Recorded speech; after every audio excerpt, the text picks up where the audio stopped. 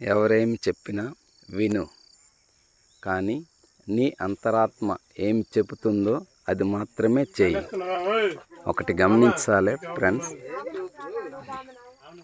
మనం చేసే ప్రతి పని, మనం వింటున్న ప్రతిదీ ఏది నిజమో ఏది అబద్ధమో తెలుసుకొని చేయగలిగేది ఎప్పుడు అంటే మన మనస్సాక్షి మనకి తెలియజేస్తున్నప్పుడు మాత్రమే చేయగలం. కనుక సత్యాన్ని గ్రహించాలి అంటున్నప్పుడు తప్పకుండా మన మనస్సాక్షి మంచి చెడులను మనకు తెలియజేస్తుంది. కనుక మనస్సాక్షికి మించిన గురువు లేదు అనడానికి ఈ చిన్న వీడియో. ఇక్కడ కనిపిస్తున్న ఈ యొక్క వీడియోలో మీరు చూస్తుంది ప్రతిదీ సత్యమే. ఏదైనా చూసి విని గ్రహించి అప్పుడు మాత్రమే దానిని నమ్మినప్పుడు మాత్రమే మనకి సాధ్యమవుతుంది.